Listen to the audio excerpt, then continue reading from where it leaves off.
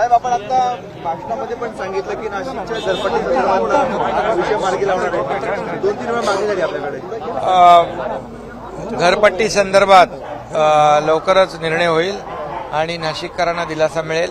पालकमंत्री महोदय सातत्याने त्याच्या पाठीशी आहेत आणि त्याचबरोबर सिडकोमधली जी घरं आहेत ती फ्री होल्ड करण्यासंदर्भात देखील मागणी आहे.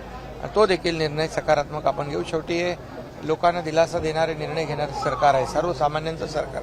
त्यामुळे नक्की या बाबतीमध्ये सरकार पूर्णपणे लोकांच्या बाजूचा निर्णय घेईल. नाशिक मुंबई महामार्गाची आपण स्वतः पाहणी केली होती, मात्र अजूनही नाशिक मुंबई महामार्ग जो आहे या संदर्भामध्ये मी स्वतः पाहणी केली. स्वतः पालकमंत्री त्याच्यावर लक्ष ठेवून आहेत.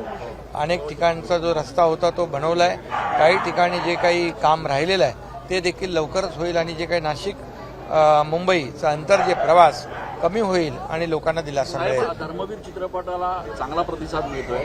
आज आपले मंत्री शिरसाट असं म्हटलेत की आनंद दिघे यांची हत्या करण्यात आली. त्याच्यावर केदार दिघे असं म्हटलेत की त्याचे पुरावे आतापर्यंत का नाही दिले. नाही, यामध्ये मी आता एवढंच सांगतो, धर्मवीर मुक्काम पोस्ट ठाणे पार्ट 2 कालपासून परवापासून सुरू झालेला आहे. संपूर्ण राज्यभर मोठा प्रतिसाद आहे. सगळेच थिएटर हाऊसफुल आहेत आणि धर्मवीरला पहिल्या सिनेमाला यश मिळालं. अगदी तो ब्लॉकबस्टर ठरला. असाच हा देखील ब्लॉकबस्टर होईल आणि यशस्वी हा सिनेमा होईल.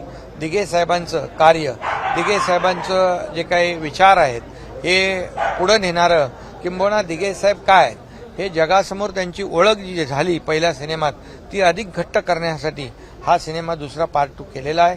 आणि दिघे साहेबांचं कार्य एका सिनेमामध्ये साचेबद्ध होऊ शकत नाही आणि म्हणूनच हा पार्ट 2 केलाय.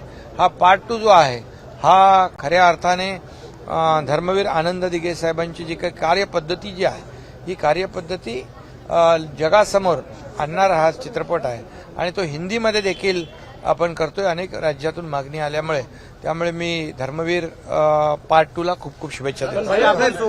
निवडणूक आयोगाने असं म्हटलेलं आहे, आज पत्रकार परिषद झाली की जे गुन्हेगार आहेत उमेदवार त्यांच्या संदर्भातली वृत्तपत्रामध्ये 3 वेळा जाहिरात द्यावी. नाही, निवडणूक आयोगाची जी काही नियमावली आहे त्याप्रमाणे लोकशाहीमध्ये नियमाने कामकाज झालं पाहिजे. नियमाने लोकशाहीमध्ये निवडणूक झाली पाहिजे. त्याप्रमाणे निवडणूक आयोग जे आहे हे काम करतोय आणि नक्कीच त्याचं जे काय आहे लोकशाहीमध्ये पारदर्शकता असली पाहिजे. आणि त्यांनी असंही म्हटलंय की मागच्या वेळेस जी निवडणूक झाली त्यामध्ये लोकांना थोडं थांबावं लागलं, लोकांची गैरसोय झाली, ती यावेळेस होता कामा नये.